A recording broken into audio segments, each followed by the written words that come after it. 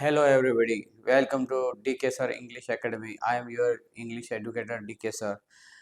All are happy and well. Today we start new topic past perfect.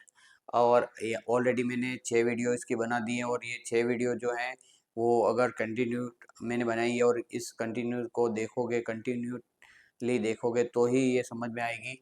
अब अपन next topic पे आते हैं past perfect. और ये जो पास्ट परफेक्ट है इसको इम्पोर्टेंट डाल लो। अगर आप एग्ज़ाम पॉइंट ऑफ व्यू से देखें तो इससे रिलेटेड क्वेश्चन आते ही रहते हैं। और अगर कोई एग्ज़ाम फाइट कर रहे हो आप तो उसमें भी इस टाइप के क्वेश्चन यानी पास्ट परफेक्ट के डेफिनेटली देगा। अब यहाँ पे अपन कीवर्ड को देखते हैं और यहाँ के जो कीवर्ड है वो यहाँ पे देखने मिलते हैं। एक तो बिफोर, आफ्टर देखने मिलते हैं। मेनली आपको यहाँ पे बिफोर और आफ्टर देखने मिलते हैं। और कभी कभी यहाँ पे पास्ट सिंपल और पास्ट परफेक्ट दोनों के वाक्य मिक्स रहते हैं, ये ध्यान रखना। ये इंपॉर्टेंट चीज बता देता हूँ क्योंकि यहाँ पे क्या होता है, ये मिक्स में ही वाक्यों को पूछता है एग्जामिनर को। ये टेंस बहुत प्यारा लगता है और इसमें मिक्स क्वेश्चन पूछा करता है। और कभी कभी क्या होता है, इसमें एनी पास्ट वर्ड लिख दो, एनी पास्ट वर्ड, ठीक है। यानी पास्ट सिंपल पास्ट कंटिन्यूस के भी कीवर्ड इसमें आ सकते हैं। अब यहाँ पे देखना कि इसमें नोट करके मैंने लिखा है कि इसका प्रयोग कैसे करेंगे। तो ये ध्यान रखना कि जो पहले घटना घटती है उसके साथ हमेशा पास्ट परफेक्ट आएगा। क्योंकि मैंने क्या बताया अभी कीवर्ड में कि इसमें दो वाक्य एक साथ आते हैं, एक तो पास्ट सिंपल भी मिक्स और पास्ट परफेक्ट दोनों मिक्स वाक्य आते हैं। तो पास्ट सिंपल किसके साथ प्रयोग करेंगे और पास्ट परफेक्ट किसके साथ करेंगे, तो ये ध्यान रखना। तो पहले जो घटना घटती है उसके साथ क्या होगा, पास्ट परफेक्ट। और बाद में जो घटना घटती है उसके साथ क्या करेंगे, पास्ट सिंपल। ये ध्यान रखना। और वो भी समझ में नहीं आए तो एक दूसरी चीज है, जहां पे भी आपको दिख जाए, क्या दिख जाए, बिफोर, तो बिफोर दिख जाए उसके बाद हमेशा पास्ट सिंपल का ही प्रयोग करना है। और आफ्टर दिख जाए उसके बाद क्या करना है, पास्ट परफेक्ट करना है।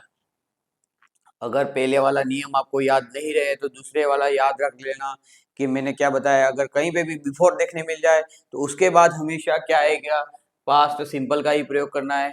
अगर आफ्टर देखने मिल जाए तो उसके बाद क्या यूज होगा, पास्ट परफेक्ट। तो ये नियम अपन को पता होगा तो ये इम्पोर्टेंट मैंने आपको डलवाया है, तो इम्पोर्टेंट डलवाया, तो ये चीज अपन को पता होनी चाहिए कि ये क्या, इसको कैसे यूज करेंगे। अब अपन इसके फॉर्मूले पे आते हैं। फॉर्मूला सबसे पहले आएगा सब्जेक्ट, फिर हेड आएगा, वर्ब की थर्ड फॉर्म आएगी, फिर ऑब्जेक्ट आएगा। अब इसी फॉर्मूले के अनुसार अपन को बनाना है। तो अपन देखेंगे the patient dash dash dash die और बिफोर आ गया, ठीक है। इससे तो अपन को क्या आइडिया लग गया कि कौन से टेंस का प्रयोग करना है, पास्ट परफेक्ट। अब द डॉक्टर केम, अब यहाँ पे मैंने क्या रूल्स बताया कि यहाँ पे एग्जाम में कभी पीछे वाला पोर्शन भी भरने का आ सकता है, तो अपन क्या कैसे अपना आइडिया लगाएंगे। तो मैंने क्या बताया कि बिफोर आया है तो बिफोर के बाद कौन सा प्रयोग हो रहा है, पास्ट सिंपल। यानी पीछे ऑलरेडी किसका यूज हो गया, पास्ट सिंपल। तो मैंने क्या कहा कि ऐसे वाक्य दो मिक्स आते हैं तो पास्ट सिंपल का प्रयोग हो चुका है, तो दूसरे वाक्य में किसका करना है, पास्ट परफेक्ट का करना है। तो पास्ट परफेक्ट करने के लिए सबसे पहले क्या आएगा, सब्जेक्ट आएगा। तो सब्जेक्ट के यहाँ पे क्या है, पेशेंट आ गया। सब्जेक्ट के बाद किसका यूज करना, हेड का। तो अपन सब्जेक्ट के बाद यहाँ पे कर देते हैं हेड का प्रयोग। हेड के प्रयोग के बाद क्या आएगा, वर्ब की थर्ड फॉर्म। तो दाई की क्या हो जाएगी, थर्ड फॉर्म डाइड। तो अपना आंसर क्या बन जाएगा, the patient head died before the doctor केम। और एक दूसरा दोनों ऊपर वाले रूल्स पता नहीं पड़े तो मैंने ऊपर वाला रूल लिखा है, वो कैसे होगा। देखो मैंने क्या कहा, ऊपर क्या लिखा है, जो पहले घटना घटती है उसके साथ पास्ट परफेक्ट, दूसरी घटना घटती है उसके साथ पास्ट सिंपल। तो इसका हिंदी अर्थ निकाल के देखते हैं अपन। द पेशेंट हैड डाइड यानी पेशेंट मर चुका था, before the doctor came doctor के आने से पहले। तो पहले कौन सी घटना घटी, पेशेंट के मर जाने से। तो मैंने क्या लिखा है, जो पहले घटना घटती है उसके साथ पास्ट परफेक्ट। तो पेशेंट के मर जाने की घटना पहले घटी तो अपन ने इसके साथ पास्ट परफेक्ट यूज किया।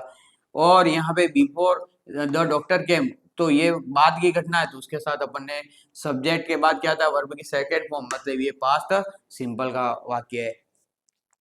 उसी प्रकार अपन दूसरा सेंटेंस देखते हैं, the train dash dash departure before I reached the station.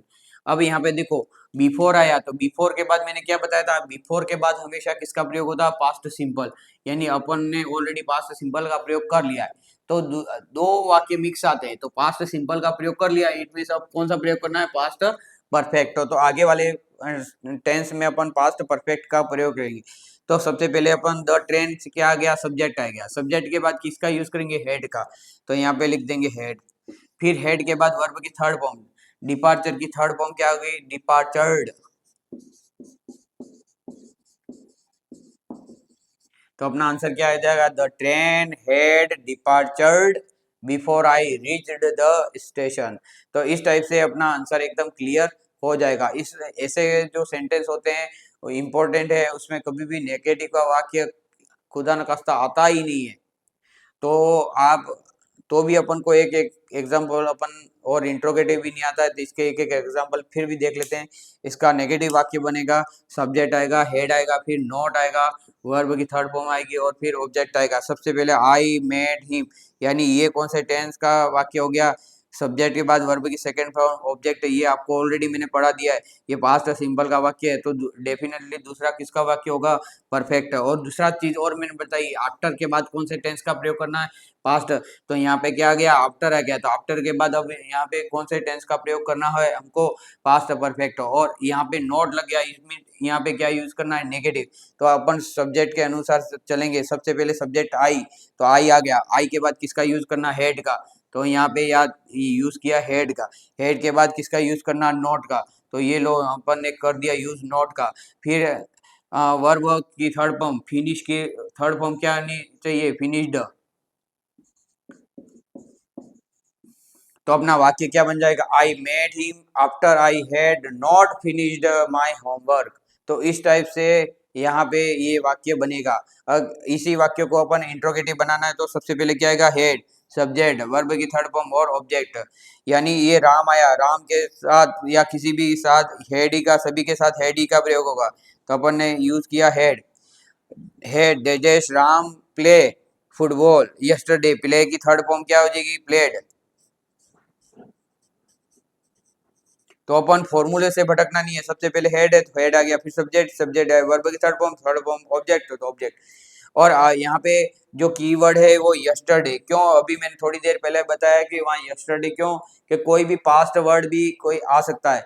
तो यहाँ पे ध्यान रखेंगे तो आपके दिमाग में ये भी कंफ्यूजन होगा कि सर ये तो पास्ट सिंपल का कीवर्ड है, आपने परफेक्ट में क्यों यूज कर दिया। तो आपको एग्जाम में क्या आएंगे, चार ऑप्शन आएंगे। तो चार ऑप्शन आएंगे, उस चार ऑप्शन में आपको अगर वो प्रेजेंट पास्ट सिंपल नहीं भरवाना चाहता है तो आपको पास्ट परफेक्ट का ऑप्शन देगा, यानी दो ऐसे कंफ्यूजन वाले ऑप्शन देगा नहीं। इसलिए कोई कंफ्यूजन अपने दिमाग में नहीं रखना है। यहाँ पे अगर पास्ट का कीवर्ड दिया तो वो आपसे अगर पास्ट परफेक्ट भरवाना चाहता है तो यहाँ पे यस्टरडे दिया तो अपन को पास्ट परफेक्ट भरना है। यस्टरडे दे दिया मतलब कोई ना कोई पास्ट का एक ही ऑप्शन आएगा, बाकी सभी दूसरे टेंस के ऑप्शन आएंगे, इसलिए कोई डरने की आवश्यकता नहीं है। That's all, thank you.